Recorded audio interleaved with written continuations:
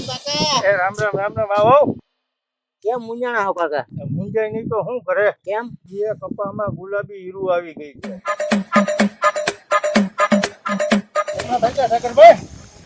કેમ છો? હા આવ્યો ને બેઠો. આ ખોખામાં શું છે? અરે તમને નથી ખબર? ના ના. અરે આ ખોખામાં આપણે કપાસમાં ગુલાબી ઈયળ આવે ને એનો રામબાણ ઈલાજ છે આમાં. કપાસ તો અમે વાવ્યો છે, રામબાણ ઈલાજ શું છે આમાં? ઉભા રહ્યો આ ટ્યુબુ જો આલ્યો કાકા. શું છે આ ટ્યુબમાં? હવે કઈ રીતના ગુલાબી ઈયળ આવે તમને ખબર છે? ના, તમને થોડી ખબર હોય કઈ રીતે આવે. ઉભા રહ્યો કાકા, હું તમને સમજાવું. સમજાવો. હવે જ્યારે આપણે કપાસ વાવ્યો હોય અને કપાસમાં જ્યારે ફ્લાવરિંગ સમય ચાલુ થતો હોય ને હા, ત્યારે એમાં ધીરે ધીરે ફૂદા ઉડવાનું ચાલુ થાય. Okay, okay. હવે આ ફૂદા ઉડવા મળે એટલે નર અને માદા બે ફૂદા હોય, એ તો તમને ખબર હશે. હા, તો અમને ખબર છે ને? અને જ્યારે ભેજવાળું વાતાવરણ હોય ત્યારે એ બે સમાગમ કરે એટલે કે બેનું મિલન થાય. હવે આ બે ફૂદાનું જ્યારે મિલન થાય એટલે ફ્લાવરિંગ પાસે ફૂલ જે આપણે ઉઘડતા હોય ત્યાં 300 થી 400 ઈંડા મૂકે. આ 300 થી 400 ઈંડામાંથી ગુલાબી ઈયળનો લાર્વો બને અને વાળ જેવડી પેલા ઈયળ બને. હા, અને આ વાળ જેવડી ઈયળ આપણું જે ઝીંડવું થતું હોય, જે બોલ બનતો હોય એની અંદર જ ઘૂસી જાય. એના માટે કઈ ઈલાજ કરો? એના માટેનો જ આપણે રામબાણ ઈલાજ છે. તમારા હાથમાં આ રામબાણ ઈલાજ મેં એનો જ આપેલો છે. આ કઈ કંપનીની છે અને આનું નામ શું છે?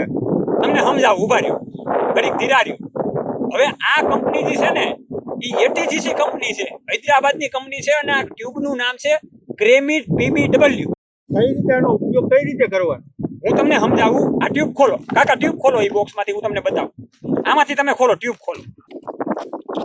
જો આ ક્રેમિટ પીબીડબલ્યુ નામની ટ્યુબ છે. આ એક ટ્યુબ તમારા હાથમાં જે છે ને 125 ગ્રામની ટ્યુબ આવે. કેટલા ગ્રામની? 125 ગ્રામ. હા, 125 ગ્રામની ટ્યુબ આવશે અને આમાંથી 400 થી 500 મગના દાણા જેટલા ટપકા થાય. કેટલા? 400 થી 500. હા. હવે આને કઈ રીતના કેટલા વીઘામાં વાપરવાની એ તમને જણાવું. તો તમારે કેટલા વીઘાનું કપાસનું વાવેતર છે કાકા? 10 વીઘાનું છે. તમારે કેટલા વીઘાનું છે? અમારે 10 વીઘાનું જ છે. ઓકે, તો 10 વીઘામાં આપણે 1 એકરમાં 1 ટ્યુબ વાપરવાની હોય. કેટલી? એક 1 એકરમાં 1 વાપરવાની. એટલે 10 વીઘાના આપણે 1 એકર દીઠ ભાગ કરવી તો 4 ભાગ થાય. એટલે 1 એકરમાં એટલે 10 વીઘામાં 4 ટ્યુબ વાપરવાની. 4 એકરની 4 ટ્યુબ આનો વાપરવાની. ઉપયોગ કઈ રીતે કરવાનો? તમને હમણાં બધું સમજાવું. તમારે કપાસ વાવેલો છે અહીંયા? હા. આ તો હમણાં જ આપણે કપાસના ફિલ્ડમાં જઈને ઓન ધ સ્પોટ આને હું તમને સમજાવું કે કઈ રીતના ટ્યુબને મૂકવી. કેમ કે આનું નિયંત્રણ કરવાથી, આ ટ્યુબને મૂકવાથી ગુલાબી ઈયળનું ખૂબ સારું એવું નિયંત્રણ થાય છે. આવું હું નથી કહેતો, આવું આજુબાજુમાં જે રાજ્યોમાં જે ખેડૂતો વાપરે છે એ કે છે. તો તમારો કપા કેટલો આઘો વાવેલો છે? આ ઈયો આપણી બાજુમાં જ છે અહીં. અરે તો હાલો કાકા, હું તમને જલ્દી બતાવું હાલો, કઈ હાલો. રીતે આ ટ્યુબ વાપરવી.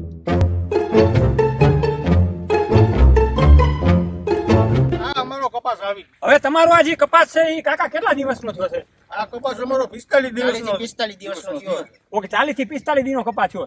તો આપણે રાઈટ ટાઈમ એટલે કે બરાબર ટાઈમે આપણે મળી ગયા. હવે છે ને હું તમને સમજાવું આખું.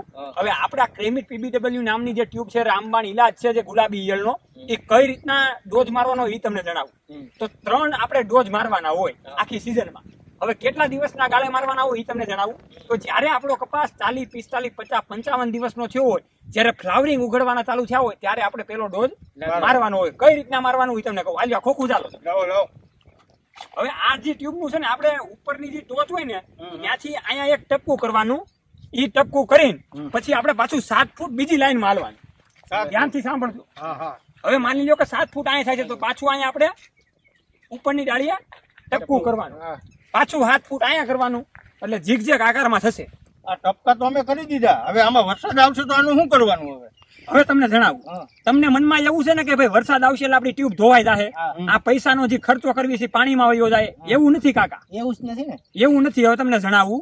જો આ ટ્યુબ તમે વાપરશો ને પછી 2 કલાક સુધી વરસાદ ન આવે એટલે આ ટ્યુબને કાંઈ નથી થતું. અને આ ટ્યુબ આપણા છોડવા ઉપર 35, 40, 45 દિવસ સુધી ટકી રહેશે. તો આમાં બીજી કપાસમાં બીજી દવા છાંટવી હોય તોય હાલે. જો કપાસમાં જે ગુલાબી ઈયળ આવે છે એની માટેનો આપણે રામબાણ ઈલાજ છે. એટલે બીજી આપણે થ્રિપ્સની, મોલો મસલીની, લીલી પોપટીની એવી દવા તો આપણે છાંટવાની કાકા. પણ ગુલાબી ઈયળ માટે તમે જે મોંઘીદાટ દવા છાંટો છો એ દવાને અટકાવીને રિઝલ્ટ આપણે નથી મળતું. તો એની સામેની આ બેસ્ટ ટેકનોલોજી લઈને આવ્યો છું. આમાં બીજો ડોઝ હવે ક્યારે મારવાનો? તમને કહું.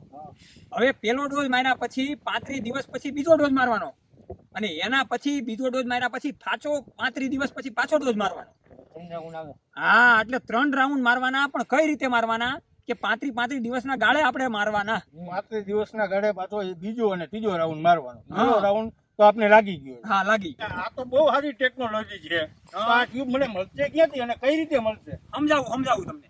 હવે આ ક્રેમિટ પીબીડબલ્યુ નામની જે ટ્યુબ છે ને, એ તમને હું કંપનીનો નંબર આપું, એમાં તમે ડાયરેક્ટ કોલ કરીને ઓનલાઈન મંગાવી શકશો. અને આપણા વિડીયોના માધ્યમથી નીચેના જે કોન્ટેક્ટ નંબર છે એમાંય તમે મંગાવી શકશો. હવે જ્યારે તમે ફોન કરશો એટલે કંપનીની ઓફિસમાંથી તમને જવાબ આપવામાં આવશે કે તમારું ગામ હું, તમારો તાલુકો કયો, એ રીતના તમારો ઓર્ડર નોંધવામાં આવશે.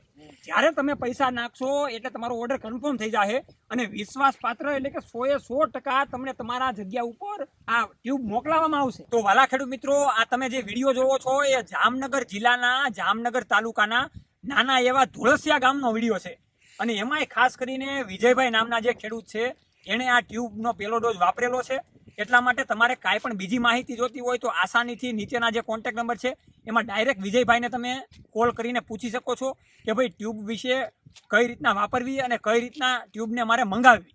તો આ રીતના ખેડૂત મિત્રો આપણે અવારનવાર જોઈએ છીએ કે ભાઈ કપાસમાં ગુલાબી ઈયળ આવે છે એની માટેનું કોઈ નિયંત્રણ નથી. અને એના કારણે આપણે જોઈ રહ્યા છીએ આ વર્ષે કે ભાઈ દિવસે ને દિવસે કપાસનું વાવેતર ઘટતું જાય છે. તો એની માટેની આ ક્રેમિટ પીબીડબલ્યુ નામની ટેકનોલોજી એટલે કે ATGC કંપની દ્વારા આયોજિત આ સરસ મજાની ટેકનોલોજી બહાર પાડવામાં આવેલી છે. તો આપણે આ ટ્યુબને વાપરવી જોઈએ અને કપાસમાં જે આપણે 5 થી 8 મણનું વીઘામાં જે નુકસાન આવે છે એને આપણે બચાવવું જોઈએ. તો એને બચાવવા માટે આ વિજયભાઈ જેવા ખેડૂત તમે પણ બનો. અને આપણું જે એક સૂત્ર છે કે આવો સાથે મળીને આ ગુલાબી ઈયળને હરાવીએ અને આ વિજયભાઈ જેવા ખેડૂતોને જીતાડીએ.